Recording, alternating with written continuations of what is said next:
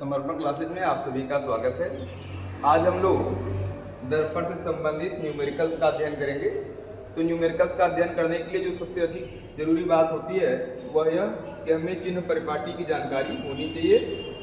तो सर्वप्रथम हम चिन्ह परिपाटी के बारे में सीखेंगे। चिन्ह परिपाटी, तो ध्यान दें, मान लें यह क्या है, मान लें यह कोई दर्पण है, यह कोई दर्पण है और यह उसका मुख्य अक्ष है, दर्पण का मुख्य अक्ष है। तो क्या होता है कि जो दर्पण के बाईं तरफ की दूरियां होती हैं, दर्पण के बाईं तरफ की दूरियां होती हैं, बाईं तरफ की सारी दूरियां हम माइनस में लेते हैं। और इसी प्रकार से जो दर्पण के दाईं तरफ की दूरियां होती हैं, दाईं तरफ की सारी दूरियां हम लोग प्लस में लेते हैं। इसी प्रकार से यह मुख्य अक्ष है और मुख्य अक्ष के ऊपर की जो दूरी लेनी है, मुख्य अक्ष के ऊपर की जो दूरी लेनी है उसे हम सदैव प्लस में लेते हैं। और मुख्य अक्ष के जो नीचे की दूरी लेनी होती है, नीचे की दूरी सदैव माइनस में लेते हैं।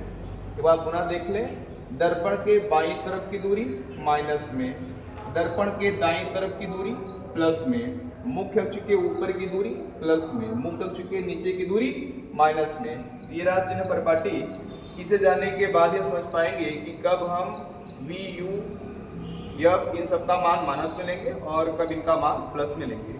तो आइए शुरू करते हैं। अब हम देखेंगे कि अवतल दर्पण में किसका किसका मान माइनस होता है, किसका मान प्लस होता है, और फिर देखेंगे कि उत्तल दर्पण में किसका मान माइनस और किसका मान प्लस में होता है। तो पहले अवतल दर्पण के बारे में सीखेंगे और फिर सीखेंगे उत्तल दर्पण के बारे में। चलो यहाँ पे हम एक अवतल दर्पण बना भी दे रहे हैं। ये मान लें कि अवतल दर्पण है, ये इसका मुख्य अक्ष है। तो चले सबसे पहले हम लिखेंगे U का मान अवतल दर्पण में सदैव माइनस में होता है। तो U का मान माइनस में क्यों होता है? U क्या है? U होता है दर्पण के सामने जितनी दूरी पर वस्तु रखते हैं, दर्पण के सामने जितनी दूरी पर वस्तु रखते हैं वह U का मान होता है। और हम देख रहे हैं कि जो अवतल दर्पण है इसमें हमेशा वस्तु किधर रख रहे हैं? बाईं तरफ। और बाईं तरफ वस्तु रखेंगे तो दर्पण से जो वस्तु की दूरी होगी अर्थात U का जो मान होगा वह माइनस में होगा। दाएं होता तो प्लस में लिखते। अब देखते हैं V का मान किस में रहता, प्लस में कि माइनस में। तो V क्या है? V है प्रतिबिंब की स्थिति, अर्थात दर्पण से प्रतिबिंब जितनी दूरी पर बनता है वह V का मान होता है। तो पहली बात तो प्रतिबिंब दो प्रकार से बनता है।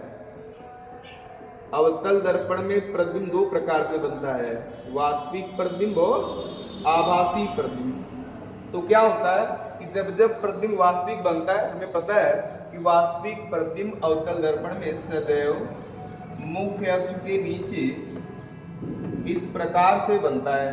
5 प्रकार से अवतल दर्पण में प्रतिबिंब वास्तविक बनता है।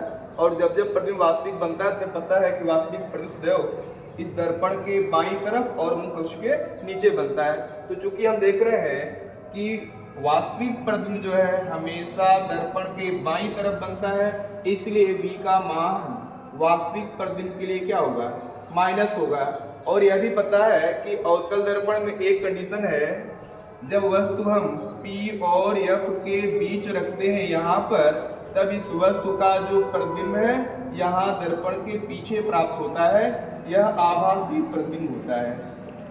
तो अवतल दर्पण में आभासी प्रतिबिंब जो है, आभासी प्रतिबिंब सदैव दर्पण के दाईं तरफ प्राप्त होता है। इसलिए आभासी प्रतिबिंब के कंडीशन में हम हमेशा V का जो मान होता है उसको प्लस में लेंगे। तो यहाँ पे V का मान प्लस में लिख दिए। अब बात आती है F का मान प्लस लें कि माइनस लें? तो F का भी मान सदैव माइनस में ही लेते हैं। क्यों? क्योंकि यह अवतल दर्पण है और अवतल दर्पण में P से लेकर F तक की जो दूरी होती है वही फोकस दूरी F कहलाती है। और हम देख रहे हैं कि यहाँ पे जो फोकस दूरी है दर्पण के बाईं तरफ है और बाई तरफ है, इसीलिए हम यहाँ f का भी मान किसमें ले रहे हैं, माइनस में ले रहे हैं। तो यहाँ पे u v और f का मान प्लस में लेके माइनस में, तो क्लियर हो गया। और अब हम देखेंगे u का सॉरी h का, h डैश का, m का, इन सब का मान प्लस लें कि माइनस लें। तो चले, यहां दिख रहा है, तो क्या करें, अगर हमें h का मान लिखना है, h क्या है, h है दर्पण के सामने जो वस्तु रखी जाती है, मान लो वस्तु है, तो दर्पण के सामने जो वस्तु रखी जाती है, इस वस्तु की लंबाई होती है h का मान। तो हम देख रहे हैं कि सदैव वस्तु, चूंकि हम लोग मुख्य अक्ष के ऊपर रखते हैं, वस्तु सदैव मुख्य अक्ष के ऊपर रखते हैं, मुख्य अक्ष के ऊपर रखेंगे तो यह ऊपर की दूरी तो प्लस में लेते हैं, इसलिए सदैव h का मान जो रहेगा आपको प्लस में ही लेना है। फिर बात आती है h डैश की। h डैश क्या होता है, h डैश होता है किसी वस्तु का जो प्रतिबिंब है उसकी लंबाई। तो पहली बात तो अवतल दर्पण में प्रतिबिंब 6 प्रकार से बनता है, इसमें से 5 प्रकार से प्रतिबिंब वास्तविक बनता है, 1 प्रकार से आभासी बनता है। तो प्रतिबिंब वास्तविक भी बनता है और आभासी भी बनता है, वास्तविक भी बनता है और आभासी भी बनता है। जब प्रतिबिंब वास्तविक बनता है, 5 प्रकार से प्रतिबिंब वास्तविक बनता है, और जब प्रतिबिंब वास्तविक बनता है तो हम जानते हैं कि वास्तविक प्रतिबिंब ये सब हैं, और वास्तविक प्रतिबिंब सदैव प्राप्त होता है कहाँ, मुख्य अक्ष के नीचे। जब वास्तविक प्रतिबिंब मुख्य अक्ष के नीचे बनेगा तो नीचे की तो दूरियां सदैव किसमें लेते हैं, माइनस में, इसलिए h डैश का मान वास्तविक प्रतिबिंब के लिए हमेशा माइनस में रहेगा, और इसी प्रकार से आभासी प्रतिबिंब के लिए प्लस में रहेगा। प्लस में क्यों, क्योंकि आभासी प्रतिबिंब कहाँ बनता है, अवतल दर्पण में आभासी प्रतिबिंब सदैव दर्पण के दाईं तरफ बनता है और मुख्य अक्ष के ऊपर बनता है। चूंकि आभासी प्रतिबिंब मुख्य अक्ष के ऊपर बन रहा है और ऊपर की दूरी तो प्लस में लेते हैं, इसलिए हम कहेंगे कि आभासी प्रतिबिंब के लिए h डैश का मान जो होता है वो सदैव में लेते हैं, प्लस में लेते हैं। तो ये सारा हो गया। और अब इसके बाद सीखेंगे यम का मान प्लस लें कि माइनस लें। तो वही बात यम के लिए भी है कि यम का मान जो है सदैव वास्तविक प्रतिबिंब के लिए किसमें लेना है, माइनस में, और आभासी प्रतिबिंब के लिए किसमें लेना है, प्लस में लेना है। ये हो गया अवतल दर्पण के लिए u v इन सब का मान, या यम h डैश h इन सब का मान प्लस ले कि माइनस में ले, वो सारा डिटेल में आप समझ लिए। और अब देखेंगे उत्तल दर्पण में किसका मान प्लस ले, किसका मान माइनस ले। तो आइए देख लेते हैं, इसका शॉर्ट ले लेंगे। तो चलिए अब हम उत्तल दर्पण देखते हैं। उत्तल दर्पण में किसका मान प्लस में लेते हैं, किसका मान माइनस में लेते हैं। उत्तल दर्पण के लिए उत्तल दर्पण, चलो यहाँ पे उत्तल दर्पण बना भी दे रहे हैं समझने के लिए। उत्तल दर्पण में सदैव कलई हम दबे हुए भाग में करते हैं, ये बन गया उत्तल दर्पण। तो चले उत्तल दर्पण में तो सदैव u का मान चाहे उत्तल दर्पण हो या अवतल दर्पण, किसी भी दर्पण के लिए u का मान सदैव माइनस में रहता है। क्यों, क्योंकि u क्या है, u है दर्पण से वस्तु की लंबाई, और हम जानते हैं सदैव हम वस्तु रखते हैं कहाँ, सदैव हम दर्पण के सामने जो वस्तु रखते हैं वह बाईं तरफ रखते हैं, और बाईं तरफ की दूरी u का मान जिसमें माइनस में। अब रही बात b का मान प्लस लिखें कि माइनस, तो हमें पता है कि उत्तल दर्पण में जो प्रतिबिंब होता है यह वस्तु है, और उत्तल दर्पण में इस वस्तु का जो प्रतिबिंब बनता है सदैव प्रतिबिंब बनता है कहाँ, सदैव प्रतिबिंब बनता है दर्पण के दाईं तरफ, और दाईं तरफ प्रतिबिंब बनता है, इसलिए हम दाईं तरफ प्रतिबिंब बनेगा तो v का मान किस में लेंगे, प्लस में लेंगे। अब बात आती है f की, फोकस दूरी की।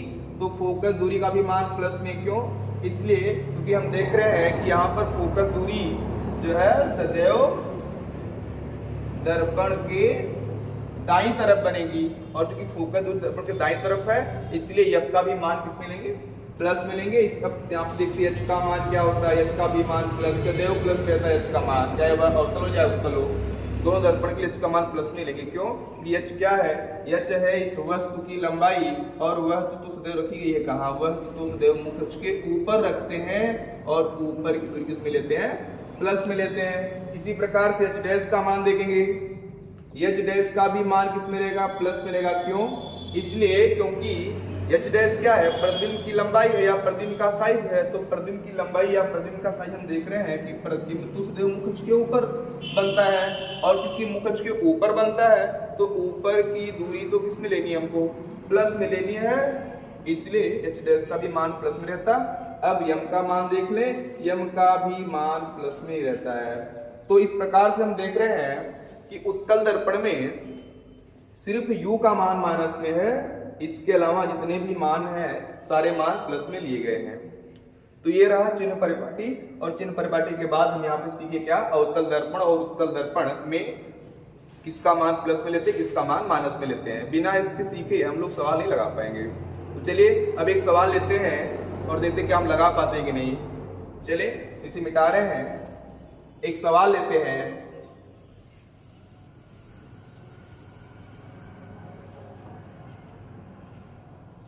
किसी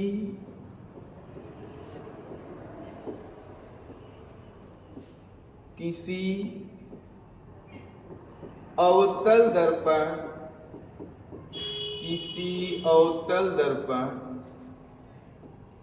के सामने, किसी अवतल दर्पण के सामने कोई वस्तु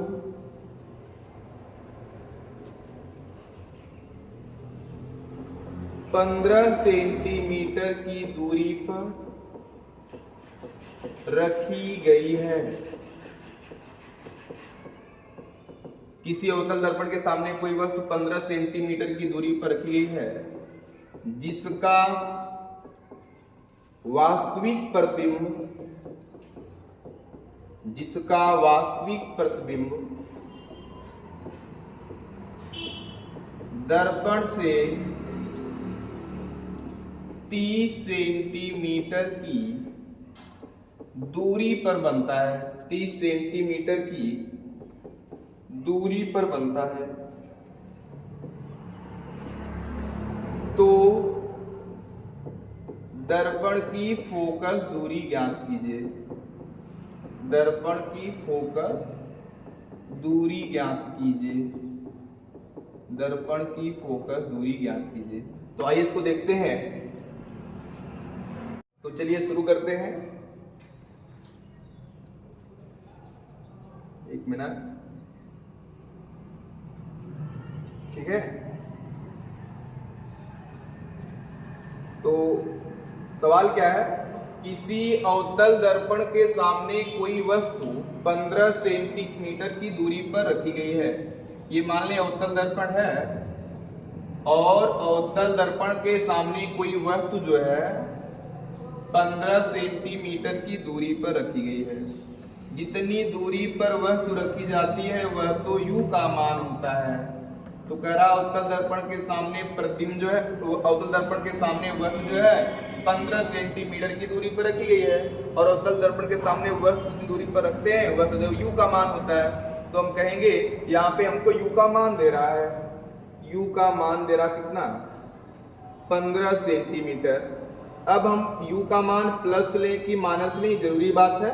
तो सदैव u का मान किस में लेते हैं, माइनस में। अभी सीख का है, क्यों, क्योंकि हम जानते हैं कि हमेशा वस्तु कहाँ रखते हैं, दर्पण के बाईं तरफ रखते हैं। अब क्या कह रहा, इस वस्तु का जो प्रतिबिंब है, इस वस्तु का प्रतिबिंब 30 सेंटीमीटर दूरी पर बनता है। वस्तु का जो प्रतिबिंब है, वस्तु का प्रतिबिंब दर्पण से 30 सेंटीमीटर की दूरी पर बनता है, और हमें पता है कि दर्पण से जितनी दूरी पर वस्तु का प्रतिबिंब बनता है वह सदैव v का मान होता है। इसलिए हम कहेंगे v का मान 30 सेंटीमीटर। प्लस लें कि माइनस, तो हम हमेशा किस में लेंगे, यहाँ पे माइनस में। क्यों, क्योंकि कह रहा कि प्रतिबिंब बन रहा है कैसा, प्रतिबिंब वास्तविक बन रहा है, और वास्तविक प्रतिबिंब के लिए सदैव हम लोग v का मान किस में लेते हैं, माइनस में। अब ज्ञात करना है क्या, दर्पण की फोकस दूरी ज्ञात करना है। हमें दर्पण की फोकस दूरी अर्थात f का मान ज्ञात करना है। चले कैसे लगाएंगे, एक ही तो फार्मूला हमारे पास, 1/f बराबर 1/v प्लस 1/u। इस फार्मूले में हम मान रखेंगे तो 1/f का मान कितना है? f का मान तो पता ही नहीं है, पता करना। जब पता करना तो f को आप f ही लिखिए और बराबर 1/v। v का मान देखें तो v का मान तो -30 है, तो हमेशा हम मान चिन्ह के साथ लिखते हैं। फिर प्लस 1/u। u का मान देखें, u का मान कितना है? u का मान -15 है, तो -15 लिख देंगे। अब याद रखें कभी भी हमको हर में माइनस नहीं रखना है, सदैव हम हर का माइनस जो है अंश में लेके जाते हैं। तो क्या करेंगे? 1/f को वैसे ही लिखेंगे बराबर जो 1/-30 है, यहाँ का जो माइनस से अंश में लेके जाएंगे तो -1/30 हो जाएगा। और फिर यह भी माइनस जो है वह भी ऊपर जाएगा तो वह ऊपर वाले का चिन्ह बदल देगा, वह ऊपर जाएगा तो ऊपर जो प्लस है उसको माइनस कर देगा। अब देखें 1/f बराबर, अब हम 30 और 15 का लस लेंगे। 30-15 का लस कितना आता है? 30-15 का लस 30 होता है, तो आप 30 लिखेंगे। सॉरी, ठीक है, 30-15 का लस कितना होता है? 30, तो आप 30 ही लिखेंगे। अब कहेंगे क्या? जो लस मिला है इस लस में पहले वाले हर से भाग देते हैं, तो 30 में आप 30 से भाग दीजिए तो 30 1 30 कितना बार गया? 1, और जो बार गया उस बार का आप अंश में गुणा करें तो 1 × 1 तो 1 1 ही रहेगा, और यहाँ पे चिन्ह कौन रहेगा? माइनस। फिर लगाएंगे माइनस। अब कहेंगे दूसरे वाले हर से आप प्लस में भाग दो, तो कहोगे 15 दूना 30 कितना बार गया? 2, तो लिख देंगे कितना? 2 1 2। ये हो गया -1 -2 बटा कितना? 30। अब इसको हल करेंगे, यहाँ पे जगह है तो 1/f बराबर -1 और -2 आप जोड़ेंगे तो -1 और -2, क्योंकि हम देख रहे हैं दोनों के चिन्ह समान है, और जब चिन्ह समान हो जोड़ देते हैं और जोड़ने के बाद चिन्ह वही आता है जो दोनों के पास होता है। तो हम देख रहे हैं -1 -2 मिला के -3 हो गया, और बड़ा कितना हो गया? 30। यह 1/f का मान -3/30 आया है। अगर हम इसको पलट दें तो हो जाएगा f/1, या f/1 को सिर्फ f लिख सकते हैं। इसको पलटिए तो इसको पलटना पड़ेगा, जो 3/-30 होगा -30/3 उल्टा हो गया। अब आप हल करेंगे तो क्या मिलेगा? f का मान आपको मिलेगा 3×3 मतलब 3×30 अर्थात -10 सेंटीमीटर। ये आपकी फोकस दूरी आ गई। ये f का मान अर्थात फोकस दूरी आ गया। तो इस तरह का एक सवाल आपको देते हैं, आप लगाइएगा और कमेंट बताएंगे कितना आएगा। इससे मिटा दे रहे हैं, एक सवाल आपको दे रहे हैं, किसी अवतल दर्पण के सामने कोई वस्तु 12 सेंटीमीटर की दूरी पर रखी गई है।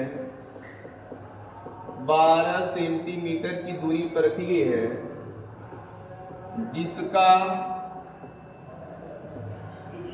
आभासी प्रतिबिंब